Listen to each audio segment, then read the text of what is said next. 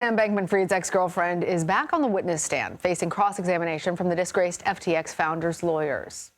That's right. Caroline Ellison repeatedly told jurors over the last 2 days that Bankman-Fried was the mastermind behind the crimes that led to the company's downfall. Ellison previously ran FTX's sister hedge fund, Alameda Research. Now, she pleaded guilty to several charges as part of her plea deal and is cooperating with the prosecution. The 28-year-old testified that Bankman-Fried directed a $100 million bribe to Chinese officials. CBS News national correspondent Errol Barnett joins us now here in Studio 57. You've been covering this trial, Errol. Ellison's testimony has been very emotional. She teared up quite a bit. She's really, though, talking about how she was somehow, directed to, and she's the actor that's doing it all.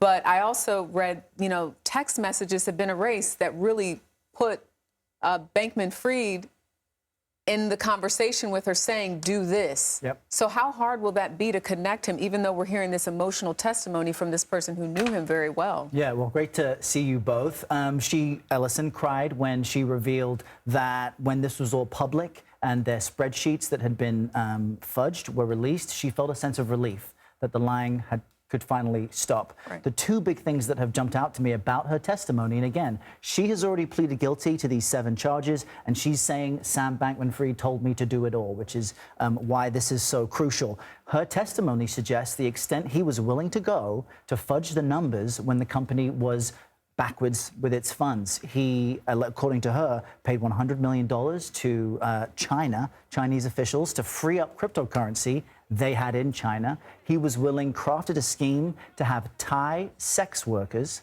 use their identities to create accounts on Alameda Research's platform as another way of fudging numbers. And he was also open to having Mohammed bin Salman, the Saudi crown prince, invest in FTX and buy shares as well. She also said his identity, the long hair, the scraggly shirt and shorts, was all part of an orchestrated effort to make himself seem like a crypto genius and someone interesting people could trust. All of it, she said, was fraudulent and part of this conspiracy. I'm wondering how persuasive her testimony is, because she was saying she was corrupted by Sam Bankman-Fried, but she was the head of Alameda. And from looking over all of the court notes yesterday, that's where a lot of this problem, that's where the problems began. They were losing money, and so they were taking money from FTX to prop up her organization.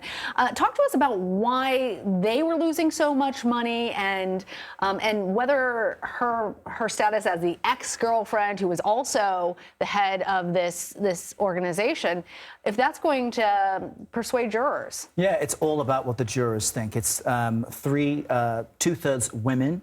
And they're watching all of this. The judge has consistently admonished the defense, though, for their objections and the sidebars they keep trying to take. So if you're the jury, you're kind of trusting less what the defense says and more what the prosecution says. Why so much money? What was driving SBF? He is a member of this philosophy called effective altruism. You'll hear this a lot. It's in Silicon Valley, it's in Berkeley, it's kind of emerging among investors, and it means doing everything you can to make the most amount of money, to bring the most amount of good to the most amount of people. It was coined by William McCaskill, someone Sam Bankman-Fried always followed and listened to. He donated to lots of companies, and he was philanthropic, but she says he was willing to lie to get there. He was willing to steal to get there, and for those reasons, she is, now testifying against him. In 30 seconds, if you could, what is the defense trying to do as they question her right now? They're trying to do what Lana pointed to. They're trying to say that, look, she was part of this scheme. How are we going to blame just him? The big question when the prosecution rests is, will Sam Bankman-Fried testify in his own defense? At this point, it seems like he has nothing to lose, but we shall see. Very interesting. Errol Barnett on the case. Thank you. Great to see you guys.